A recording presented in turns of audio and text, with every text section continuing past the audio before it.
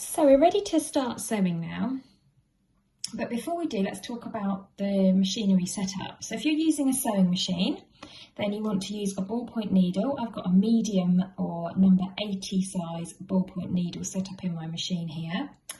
And then stitch wise, I would suggest that you're going to use a zigzag stitch or a running stitch or a lightning stitch, all of which are good for sewing with knit fabrics. And just refer to your sewing machine manual to get some ideas on the stitches that are suitable for sewing with knits on your particular machine.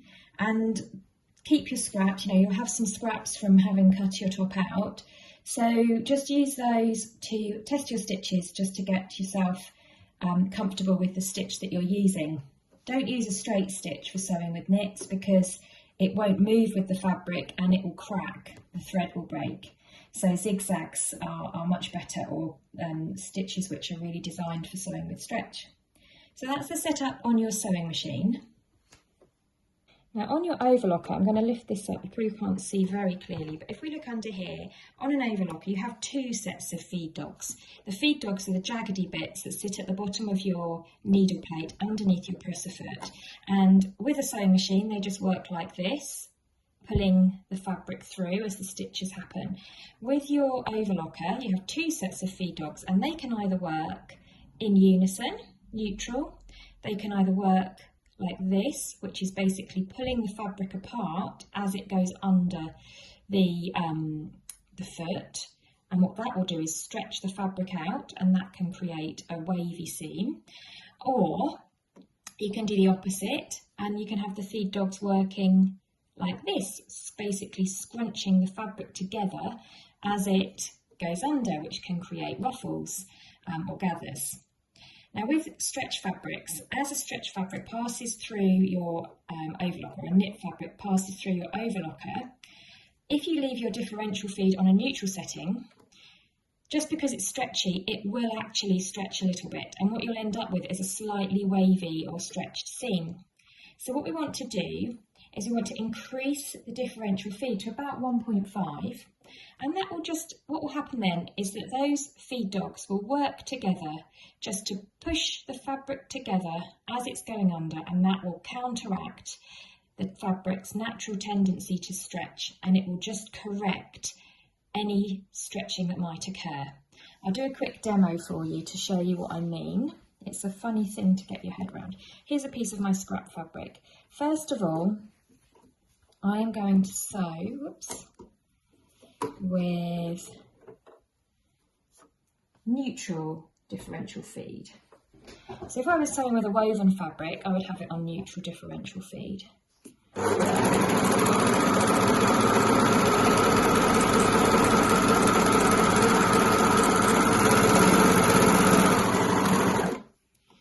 Now can you see how, as the knit fabric has gone through the machine, stretching has occurred, and what should be a straight line is now a curved line, and if I try and straighten that line out, I get a wobble. Not good, right? You don't want your seams to look like that. So let's now show you what difference the differential feed can make, and if you're going to buy an overlocker, do make sure that you get one with differential feed. So let's increase our neutral differential feed up to as high as it will go, which is number 2. Let's go really extreme.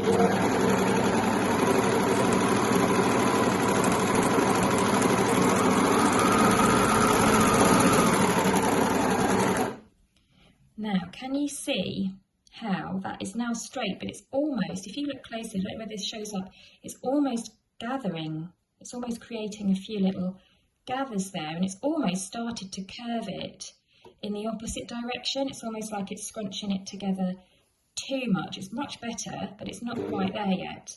Let's put it onto 1.5, and this is what you should do at home, just have a little play around with your differential feed until you get it perfectly straight.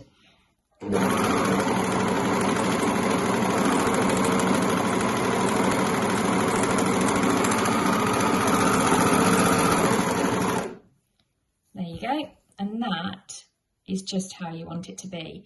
It's created a nice straight seam. Do you remember that first one where we didn't change the differential feed, how wobbly it was? Look at how beautifully straight that is now. I mean, it's not straight with the stripe because I wasn't paying attention to where I was sewing, but that seam itself is nice and straight, and that's what we want. Let's just have a look. If I put that to 0.7 and fold the fabric over again, I'm going to show you what happens if we go the other way. So I'm now on 0.7, I've gone below neutral. As far as I can go in the other direction.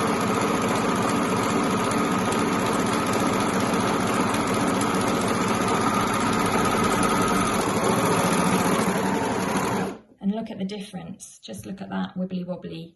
I mean, if you wanted to create a lovely ruffle, you know, you could use that feature, but look at how much that seam has stretched. It's not straight at all compared with this one here. So I know from doing that I want my differential feed to be on 1.5. And that's, generally speaking, 1.5 is what I would use with all of my stretch knits. So if you're going to use an overlocker, then get it set up, 4 threads, test on a scrap first, have a play around with your differential feed, get that to where you want it to be. If you're using a sewing machine, you can make this entire top on a sewing machine. Just consult your manual to see the stitch type and do some experiments with your scraps of fabric so that you're happy. Now, jersey doesn't fray, so you don't have to worry about finishing the internal seams. You can just use your stretch stitch on your sewing machine, but obviously an overlocker is perfectly designed for sewing stretch knits and making t-shirts, so that's what I'm going to use. If you are using an overlocker, you will need a sewing machine setup as well, because there are a couple of elements of this make where we're going to also use our sewing machine. I'm going to follow the instructions as they're laid out in the Tilly and the Buttons instruction booklet. So the first thing they're going to ask you to do is to stabilise the shoulders so they don't stretch out. So you're going to cut 2 pieces of clear elastic or stay tape, so you can use a ribbon if you like, just longer than each shoulder seam. You're going to pin to the wrong side of each back bodice shoulder seam, and just within the seam allowance, so just a little less. This pattern has a 15mm seam allowance on it, so just a little less than 15mm in from the edge of the fabric, and you're going to zigzag stitch it in place without stretching out the shoulder seam. So that's the first thing to do to stabilise the shoulder seam, and I'm going to use the clear elastic, and if you've got a kit from me for making this top, then this is the elastic that you get with your kit.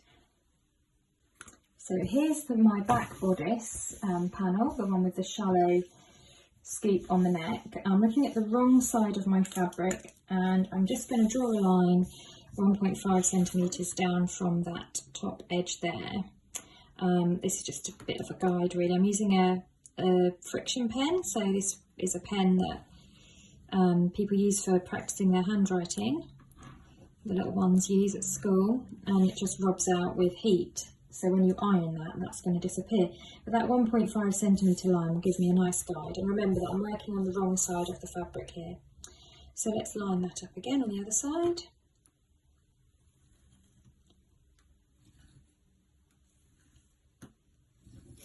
So there's my guide. And I'm going to take my clear elastic and just cut 2 strips that are slightly longer than those shoulder seams there.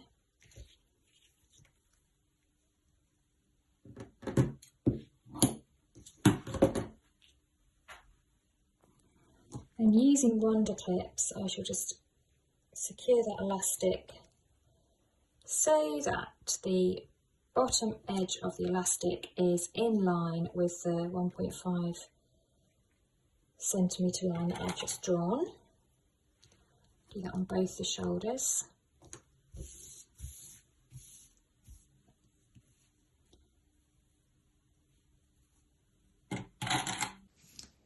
So I now want to just zigzag stitch that elastic to the shoulder seam.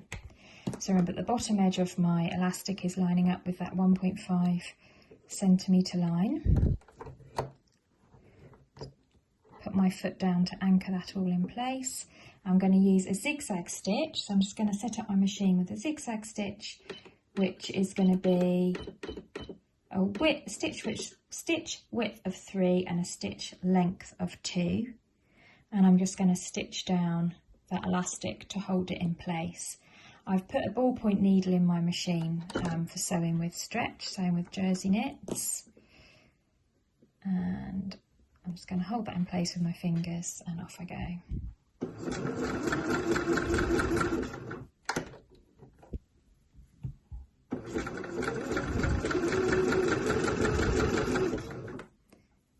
And this will just add a bit of stability and strength to that shoulder seam. Something just got caught up there at the back.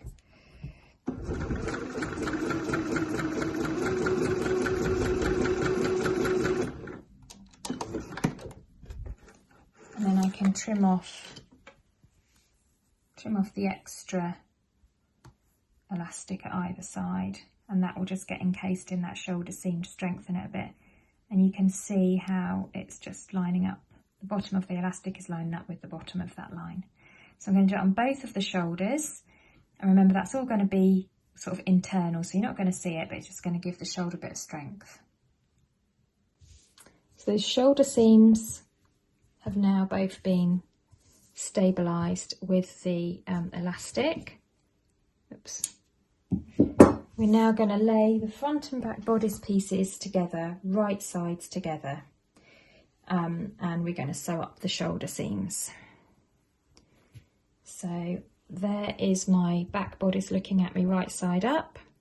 I'm going to put my front bodice on top of it, looking at me right side down, so that right sides are together. And I can match those shoulder seams up, help with the notch to help me.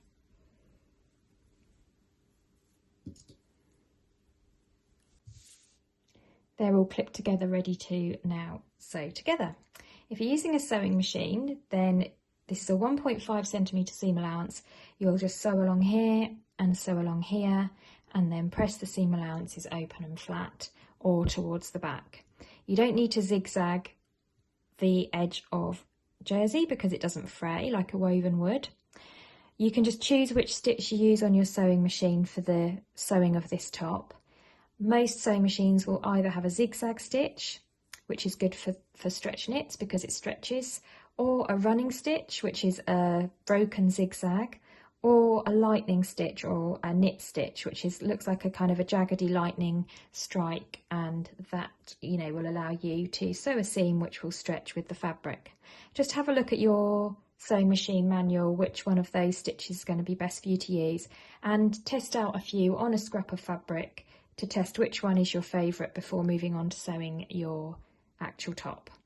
I'm going to use an overlocker, but you don't need an overlocker to make this top. Like I say, you can just use the stretch stitch on your sewing machine. My overlocker is already set up, and I've got my differential feed at 1.5, stitch length of 2.5. Now, when we're sewing together the Agnes top, don't forget that it has a 1.5 centimetre seam allowance throughout. If you just lined up the raw edge of your fabric with the edge of your blade there, you would get much less than a 1.5 centimetre seam allowance. So what you need to do is you need to move your fabric along, and on my overlocker I've got a guide here, I can see that says 1.5, so I want that raw edge there to be matching up with that 1.5, and I know that I'm going to be using a 1.5 centimetre seam allowance. The other thing I can do is I've got two little notches on my foot there, and they correspond to the positions of the needles, so I know that my left hand notch or groove on my foot is in line with the left hand needle, and I know that if that's lined up with that 1.5 centimetre line, that I'm going to be sewing a 1.5 centimetre seam. So just, if you're unsure and you've not done this before, obviously I've done quite a lot of this before, then you can just sort of have a practice on some scraps of fabric, and then once you're confident that you've got your seam allowance kind of set up nicely, then you can move on to sewing your top. So as you can see, I am going to be chopping off a little bit there.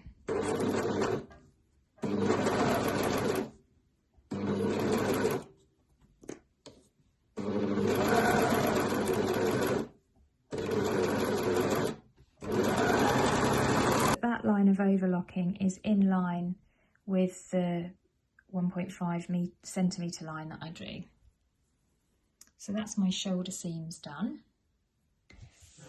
So I'm going to give them a little press, and I'm going to press that seam allowance towards the back neck. There's my back neck there. So press, and then press the seam allowances towards the back. And those shoulder seams have been pressed, so we're now going to move on to the next stage, which is the neckband. The first thing to do is to fold your neckband right sides together. So I'm looking at the knit side here and I'm folding that right sides together.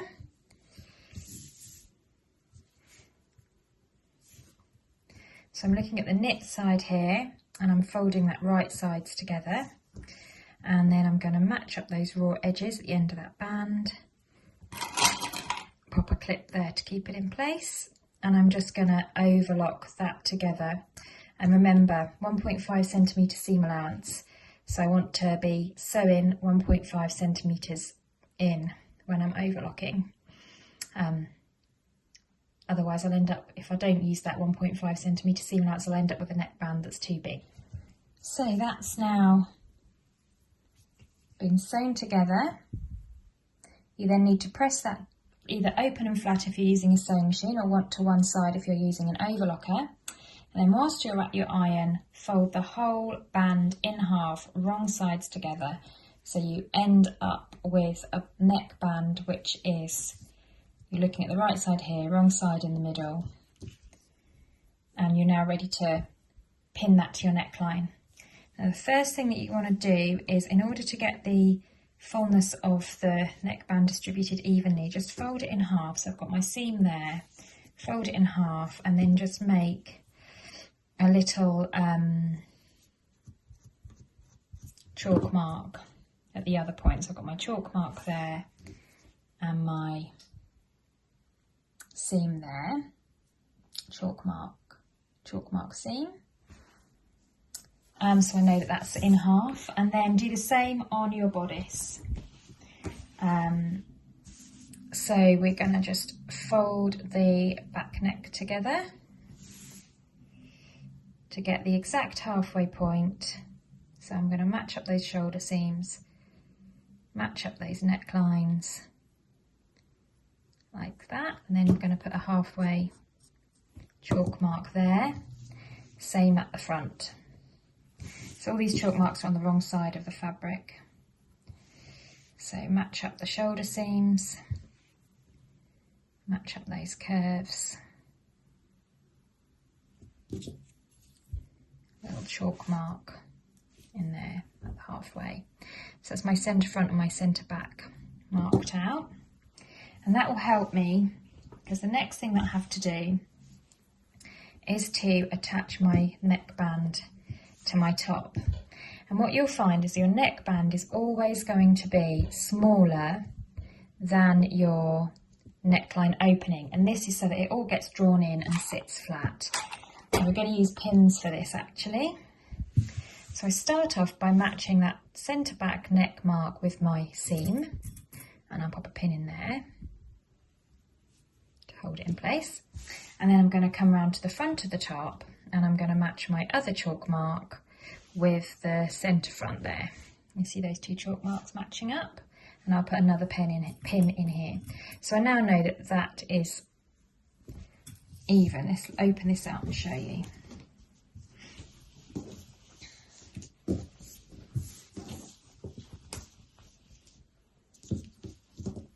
So there is my neck hole there, and there is my neckband. I know that that's half and half. So I've got half the neckband on this side and half the neckband on that side, so I'm distributing it evenly. And what you have to do now is spend a bit of time pinning your neckband into your neck hole.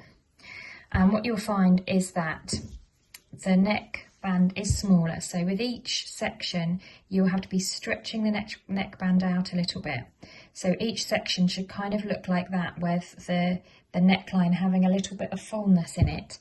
And you just have to walk around the raw edges, pinning, and go back round again, and just make sure that you've got an even amount of, you're stretching that neckline by an even amount in between each sort of pin.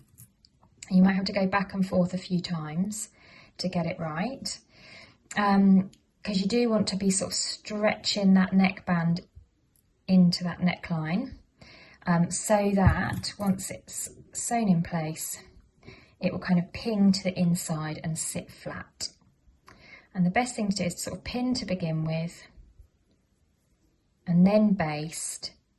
Try it on for size, try it on for look, just check that it looks about right. And then if you're happy with it, you then go ahead and either overlock or zigzag stitch it in place. And the reason why we generally speaking we baste first is just because if it is not quite right, if it is a bit wrong, basting stitches are very easy to unpick and you can alter and get it how you want it to be. And then you can, once you're happy with it, you can then go ahead and overlock. Nobody wants to be unpicking zigzag stitches or overlocking. And that neckline is now pinned in place.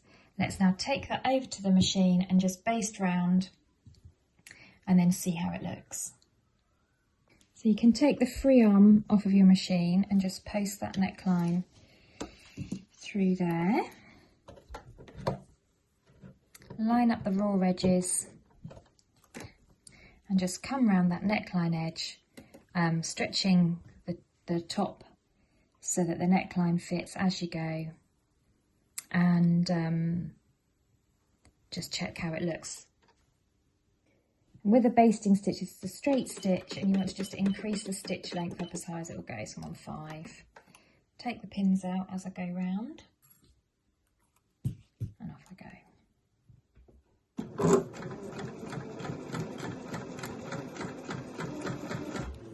I'm just stitching within the seam allowance for this. Take your time, make sure the raw edges are matching.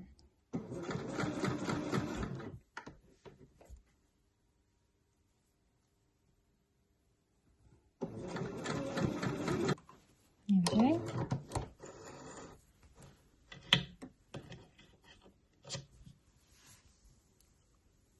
That's now basted in place all the way around that neckline, just within the seam allowance. So I can do 2 things now. I can just check that there are no gathers or puckers or pleats in the fabric, and if I'm happy that there aren't, then that's good. If there are any, I can just quickly whip out those stitches where those pleats or puckers are and quickly flatten out the fabric and re-stitch it. The seam allowance needs to be pressed in towards, you know, towards the body, not pressed out towards the edge. You want it to be sitting flat, so give it a good press, and that looks to me like it's sitting nice and flat. I'm pretty happy with that. So yeah, you can just pop that over your shoulders and just check as well that you're happy with it and that it's even all the way around. And then we can take that over to the overlocker, and we're just going to now overlock that seam together. If you're using a sewing machine, you can now retrace your stitches, but using your zigzag or lightning stitch. And with the basting, if you're going to unpick it afterwards, you can just use a bright colour so it's easy to see and pick out. But I'm going to just go over the top of it with my overlocker, and I've made this top before and that's worked for me, so I'm going to do it that way. So I'm happy with how that neckline is looking, so I'm now going to come over to my overlocker and carefully overlock this all together. I'm going to start at a shoulder seam and come round in a big circle. So I'll just pop that under there. And I am just going to make sure that I was happy with how that neckband looked.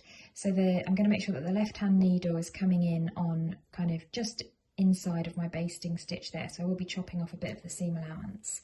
And I think in the booklet it says that the neckline has a 1.5 centimetre seam allowance here, but I just feel like that's going to end up with a really narrow band, and I quite like the width of that, but you could sort of chop it off a bit more and come in a bit if you want. But I'm just going to line up that basting stitch with the inside needle guide there. So, and as I go, I'm going to go nice and slowly, and I just want to make sure that nothing's getting folded up underneath. So I'm really going to be careful and take my time there. As you see, you're coming round a curve here, because you're coming around the curve of that neckline. So just Take it easy, one bit at a time.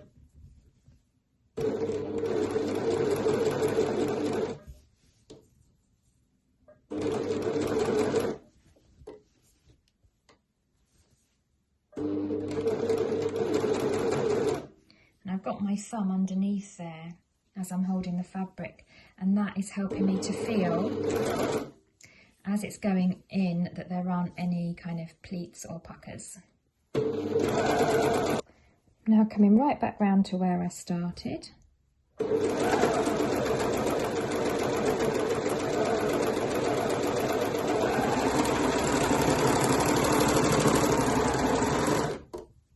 just go back over the top again where you started, get a little bit of a bump there, but that'll all get pressed to the inside.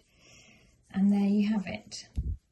Inside, outside, looking like that. So I'm going to go and give this a really good press and just press all that seam allowance in towards the inside of the top. So the next stage, now that we've pressed the seam allowances all down and in towards the body, is just to do a top stitch close to the edge all the way around, and that will just help keep that neckline sitting flat and help keep those seam allowances in towards the inside of the body. And for this they suggest using a zigzag stitch. So I'm going to just test my zigzag on a scrap of fabric first, just to check various different stitch lengths and widths and what I like the look of. So always test on a scrap first. I'm going to go for zigzag, and I'm going to try 2.5 by 2.5 to begin with, because this is going to show on the outside of the garment. I want it to look nice.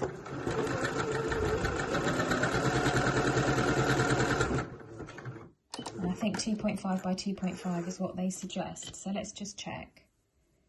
Yep, I think that looks pretty neat. It's nice and small and it doesn't show up too much, but it kind of makes a nice effect. So I'm going to go 2.5 length by 2.5 width. Take that free arm off, and I'm going to travel all the way around the neckline.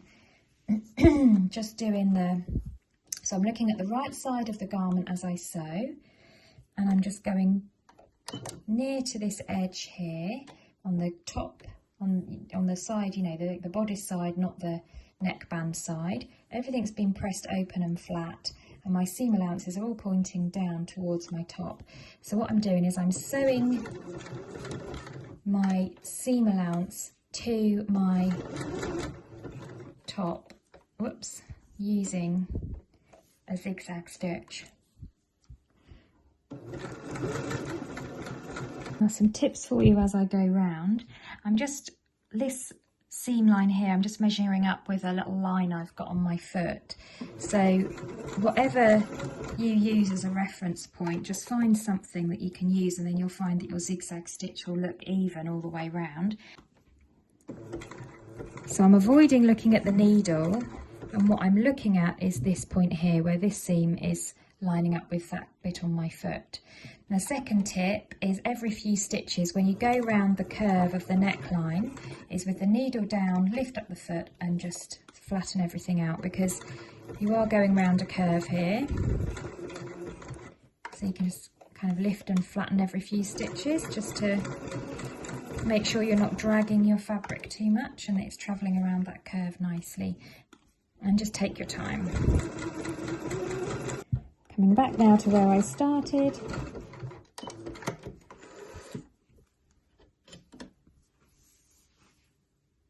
And there's my zigzag stitch there, going all the way around the neckline. And what that's doing on the inside is it's just attached that seam allowance down on the inside so that you have a nice flat edge there.